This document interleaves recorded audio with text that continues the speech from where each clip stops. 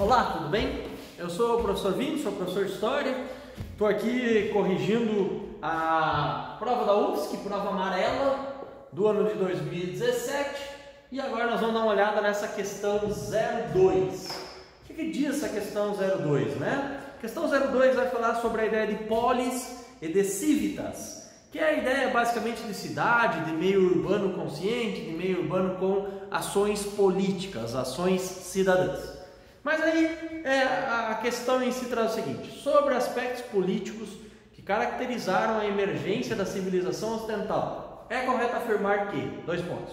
Aliás, a questão vai estar aí na descrição do vídeo, então tu pode dar uma conferida na descrição do vídeo e acompanhar a resolução dessa forma, ou imprimir a prova como eu fiz. Enfim, o site da UFSC disponibiliza a prova, é bem fácil de ter acesso a ela, tá? Bueno, aí diz o seguinte, na 0.1, né? 0.1, ele diz: como partilhar o mesmo espaço público todos os homens de uma cidade-estado na Grécia Antiga eram considerados cidadãos. Então, cidadãos, Grécia, é isso que fala para nós ali, né? Cidade-estado da Grécia, todos os cidadãos, e aí tem uma referência: homens. Veja bem, vamos lá de novo. Como partilhar o mesmo espaço público todos os homens de uma cidade-estado na Grécia Antiga eram considerados cidadãos? Será todos os homens, por exemplo, em Atenas, eles eram considerados cidadãos? E aí nós vamos responder que não, nem pensar. Por quê? Porque a gente tem, por exemplo, os escravos. São homens, são nascidos na Grécia, são gregos, mas são escravizados. Vale lembrar que aqui a escravidão não é uma questão racial, não é por cor, não é por uma raça, mas a escravidão aqui ela é ou por guerra ou por dívida. Então a gente não tem escravo participando da democracia. E a gente tem também metecos, que são também indivíduos que, sobretudo em Atenas, não são considerados também cidadãos. Quem são os metecos? Os metecos são comerciantes estrangeiros. Então, a gente não pode considerar essa alternativa aí como estando correta, ela está incorreta. Depois a gente tem a 02. O que diz para nós a 02? O estabelecimento da democracia ateniense ampliou substancialmente a igualdade de direitos, como a participação das mulheres na vida pública e nas decisões políticas da principal polis grega. Então aí nós mais ou menos já respondemos, né? Porque em Atenas as mulheres, e aí vale a pena tu conferir aí uma poesia que virou uma música também, do Chico Buarque, falando sobre mulheres de Atenas. É uma dica, porque esse texto, né? Ele é um texto muito duro sobre a realidade das mulheres de Atenas. E esse texto geralmente é aproveitado pelas provas. Os historiadores que fazem as provas fazem referência a esse texto do Chico Buarque. Vale lembrar que o pai do Chico Buarque era Sérgio Buarque de Holanda, um dos maiores historiadores desse país, da história desse país. Então, o Chico Buarque sempre teve no pai uma grande referência como historiador. Ele sempre estudou, ele sempre teve essa preocupação. E aí esse texto, Mulheres de Atenas, dá um Google aí que tu acha, ele serve de referência nessas questões. Mas aqui, resumindo, é bem fácil, nós não temos também a participação das mulheres em Atenas na democracia.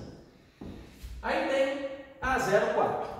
A democracia ateniense sustentou-se por meio da mão de obra escrava. Se tu prestou atenção, tu já viu que nós já falamos sobre a escravidão aqui na questão anterior. E vale a pena tu lembrar o seguinte: eu vou só te dar esse conceito que nós chamamos de escravismo.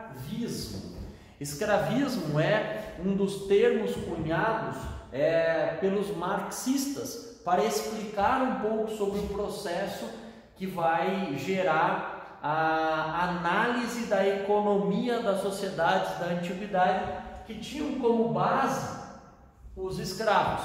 Então, escravismo está absolutamente correto, está associado com tanto quanto Grécia quanto com Roma. Então, a questão 04 aqui vai estar correta. Vamos marcar ela aqui para a gente não se perder depois na hora da gente fechar essa somatória, tá? Então, o 04 está certo. Depois o 08, né? Agora 08, ela diz o seguinte: enquanto a democracia ateniense era direta, a democracia política contemporânea é representativa. Isto é, os cargos de poder são atribuídos em eleição a alguns atores políticos que representam os demais cidadãos. Então perceba aqui a grande diferença. Lá na cidade-estado de Atenas, nós temos a Ágora. Ágora, aliás, esse A aqui, ele está fazendo referência sempre ao lugar mais elevado da cidade. Então, tu vai imaginar aquele morro onde temos a Acrópole, por exemplo, com o mesmo A, inclusive, que está no alto da cidade de Atenas até os dias de hoje, monumentos visitados por milhões de pessoas por ano. Então, naquele elevado lá, nós vamos ter uma praça, nós vamos ter lá o local de discussão das decisões, que são as decisões da democracia grega, na qual as mulheres não participam, na qual os escravos, os metecos também não, apenas os homens, mas enfim, isso nós já falamos antes. Então, lá na cidade de Atenas, lá na Ágora, nós vamos ter uma eleição, que é uma eleição ou votações diretas, ou seja, os atenienses, os cidadãos se reuniam, né? Provavelmente ficavam, sei lá, sentados, e aí alguém fazia uma certa petição, fazia lá uma proposta, vamos aumentar os impostos dos produtores de trigo de 5% para 10%. O pessoal levantava a mão e aprovava ou não esse projeto. E aí, essa é a mesma situação que tu tem hoje? É tu aí, cidadão comum, assim como eu, que decide se vai aumentar a alíquota do imposto de renda ou não? É tu que cria uma lei? Não, não somos nós que fazemos isso. Nós elegemos alguém e essa pessoa, ela decide por nós. Então é um poder representativo, eles nos representam lá, seja na Câmara de Vereadores, seja na Assembleia Legislativa, seja lá no Congresso Nacional, nossos deputados e senadores, ok? Então, lá na Atenas, lá na Ágora, a gente chama aquilo de democracia direta. É isso que eles usaram ali de termo, né? Cadê? Isso aí, democracia direta, tá? Perfeito, então. Então, a 08, ela também vai estar correta. Aí, 16 diz o seguinte: o termo república recebeu ao longo da história vários significados, conforme os sentidos que os povos organizados dessa maneira lhe imprimiam. Na aristocrática República Romana, apenas os plebeus. Então aqui, até ali estava tudo maravilhoso. É verdade, várias representações de república ao longo da história. Mas aí, em Roma, quem é que tinha o controle político de Roma? Eram os plebeus, era a plebe. Vamos lembrar que lembrar é boa, né? Lembrar é ser bonito. Lembrar que a plebe aqui, né? Ela vai estar sendo representada pelas camadas mais humildes, né? Por camponeses, por trabalhadores urbanos, mas aqueles indivíduos que não têm terras. O povo romano, tá? Eles é que tinham esses, veja, né? Apenas os plebeus tinham todos os direitos políticos. Muito simples, se tu tiver a mínima percepção, tu sabe que isso aí não está certo, tu sabe que isso aí vai estar errado, ok? Então essa daí a gente descarta. Aí vem a 32, nessa 32 aqui, vários dos meus alunos caíram aqui numa pequena ciladinha. O que diz a 32? A lei das 12 tábuas, a lei das 12 tábuas, inclusive, é conquistada diante de várias rebeliões feitas pelos plebeus, na qual eles lutaram nessas rebeliões pelo direito, por exemplo, ao casamento. A gente chama isso de lei canuleia, ok? Esses plebeus, então, eles vão conquistar, ainda no período da República Romana, nem Império Romano era, a chamada Lei das 12 Tábuas. Mas olha onde é que alguns erraram. A Lei das 12 Tábuas e o Código Jurídico Civil, ou também chamado Corpus Juris Civilis, organizado no reinado de Justiniano. Aqui, ó, qual é que é a referência, né? É que o que é organizado no reinado do Justiniano é o Código Jurídico Civil, Corpus Juris Civilis.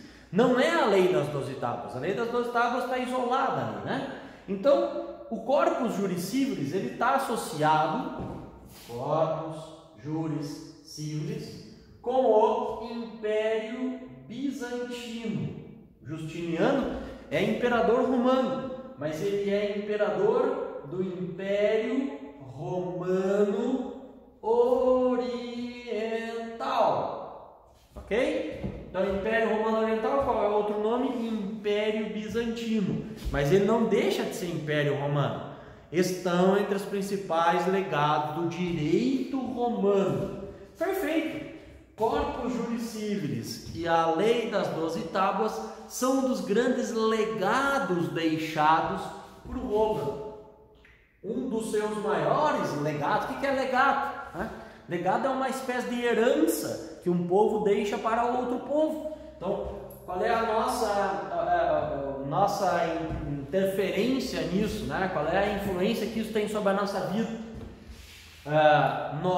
Se tu for fazer o curso de Direito, por exemplo, tu vai estudar lá História do Direito Romano e tu vai ter lá que o nosso direito tem como base esses dois princípios, inclusive a Lei das 12 Tábuas e o Corpus Juris Civilis. Ele não usa como princípio, por exemplo, a Lei de Talião, olho por olho, dente por dente, lá do Código de Hammurabi.